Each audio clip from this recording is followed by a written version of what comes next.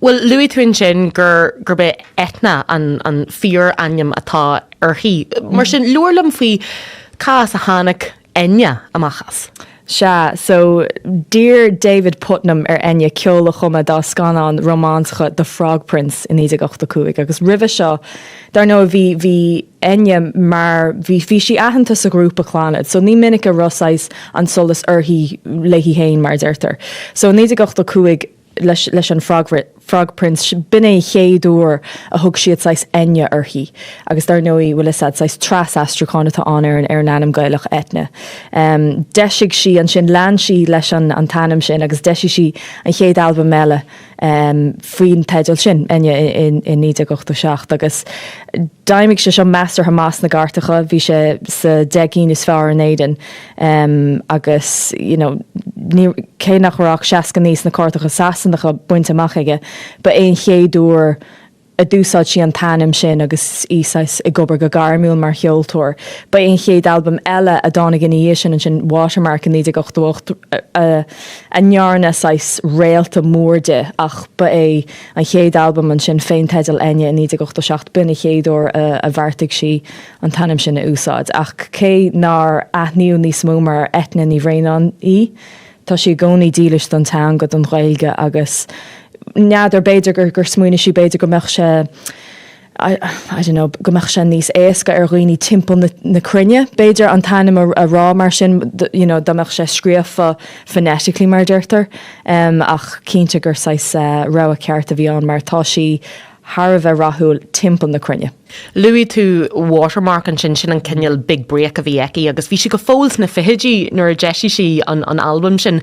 Luarlam fhí ce go rathúil is a bhí an talbum sin. Bhí watermark just thcían agus fiú dá luach mé inis Enya etna ní bhréanán bhechtdaine rá ó orno go flow or sail away a thug agus bin an talbum a dánach sé air, so bhí an rá ar an album seo mar dúirt me an dara album a deisiigh si. Agus ní hálinn sin gomininic go míon an dara album níos rathúla ná chéad album, thugann siad sais an sophomore curse ar orintanta nach míon an má Éirinn go má leis an chéad album agus dairí go má leis an chéad album Enya ach nuair a tháinig watermark ar an síl, just dimí si is teach sa stratosphere. So bhí an talbum seo thar bheith rathúil bhí sé sa chéad spotas na Gartachaí in éon tír dhéag ar fud na crinne agus a ríist nuair smuoíonn tú ó thaobh Cúinsí ach na míochta Cúinsí teaghlachta bhí sin an gachrad a thorú agus nascí inmh leis an éistóir an sin. Tharla sé sin i 1988, so tá si ar an bhód le fada. Agus fiú an óran sin arno go flow. Nuair chlinnam an óran sin an beidir an óran is clútí dachad. Agus fiús lá tá nniuan ce go bhfuil neart cinneal óran eisithe eici ó hin go fóil tá cinneal blúhain eici leis an óran sin agus nuair smuoineam muid ar Enya smuoineam muid ar an óran sin. Ach Inné an album sin a eisiú in 1988 lean cinneal rath eici a rais na nócadí agus fiú na dhé sin. So mar le sail away nó arno go flow lag si sais an bhunchloch agus na blianta na dhé sin thóg si ar sin, so tá sé feiceálach an stíl ahananta sin nó an stíl organách sin atá Enya tá sé dílaiste hain agus le arno go flow ní hain sais one hit wonder bhí gceist bhfuil is so lean a rá an sin leis na album eile Shepherd Moons in nóca héan a ceathrú album The Memory of Trees in nóca cuaig níos rathúla fós agus éis a top 10 sa Billboard US charts. Rud atá just allhór nuair smuoíonn tú faoi cheoltóir agus áránaí Éirinn go bhfuil siad an like Break America sin é an buach faointe bhíonn sa golódaoine in ag tús na milíise fuair si ahantas idirnáisiúnta i gúnsí tragódacha ach nuair smuoíonn tú ar cheol Enya tá sé ábharach agus tá sé is maith an rud is ceangal má a rinne siad, so dúirdaigh a single Only Time dúirdaigh sé na chartacha Billboard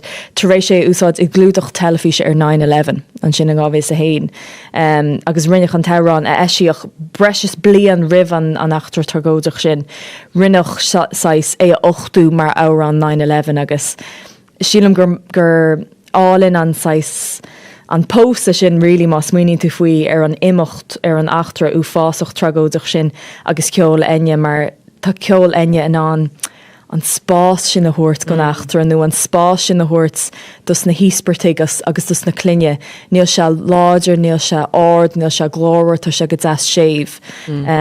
So dar nóí Cúinsí tragódacha ach a ríist sais bhí ceol Enya arúnach don lá sin cínte. Well, tá ceol cumtha eici fásta de chud bhór scanan agus dhiúltaí si an ceola chumú de ceandan na scanan is clúití ar dóin Titanic. Lorlam fao sin? Se bhain seo siar as an camera agus tá se Harbhatóí le Celine Dion chumá.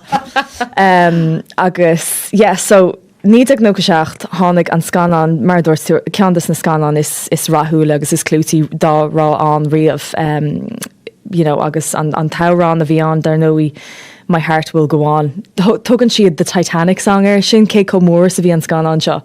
Ach dúir dealrah, ba í Celine Dion a bhí an ag go deire agus is an sin an tain árán sa scanan a bhfuil lyricí aige. Gach árán eile sa scanan sin níl éon lyricí leis. Ach dúir dealrah bhí sé intanig ag stróthorn scanan James Cameron. Bhí sé géir goach Enya Pórtach. Ach ar deire hir ba é cóhéithir nó sais collaboration a bhí agus ní rá Enya compórdach lena lehéad agus ceapna just gur se cho stúime. Like in níag na go seach nar smuoín tú faoi an deis iontoch sé teachta os de chóir agus seo a dúirtí I felt I get to write the song I sing. I've always written the melodies, so I find it kind of strange, and I was working on an album, so I just said it wasn't going to happen if it was a collaboration. Wow. Agus le bheith an fóid sin a hasamhir de hon hain agus tuiscint bheith agad do halan hain. Tá sé just gothir do bhean óg, ní siach na tríocha ag an am seo a chuig si an locha bhíici agus ní si sásta sais céile agus bhfuil sad rudí dhéanamh wathe James nó ar wathe leis an scanán ach brisin sem a chrí cum mar bhrálam Celine agus Enya chluisteáil ar aon rud amháin. Bhrálam saola fásta. Ach lan si ra ag comú ceol den na scanan mar bhí buinteici le cean na blockbusters fantasiaachta is mór dóin The Lord of the Rings. Cínte agus sílam gurbe sin sais an reward a fuairsí béidir le as an fód a hasamh na blianta ribh sin. So sa bblion gohis a haon dear Peter Jackson ar hí rá áir an a scríomh don scanan The Lord of the Rings agus déintigh si agus chuirsí leis an bhúmrion for the Fellowship of the Ring le Anaríon agus May It Be agus for May It Be animnuchan Oscar. Rud Ellen ar hiigme agus tá náire an downerm nar hiigme seo. Bhí me breanúir an fís an ar chan si an tárán ag seamas brunta an Academy Award an blian sin agus sílim gurbe sin ceantas na míhiiscintí a bhíonn faoi Enya. Ní hé nach míonn si cána. Ní hé nach míonn si a mó an sin agus ar an státe is brála hí bheith ar an státe. Just ní dúilde a bheith ar chamchóirt nó bheith a taistan nó bheith i ngach eile áta míon envelope open súla sad. Ach cuachtach agus a ríist bhain siad úsáid as an stíal úthúil sin a bhí Enya. Ní ra siad a géirí go meach si a cána ar stíal éigen eile nó bhfuil sad legan eile a dhéanamh de árán den éigen eile. Bhí siad rilí ag glórug glór Enya agus dar nóí anrá ar Lord of the Rings.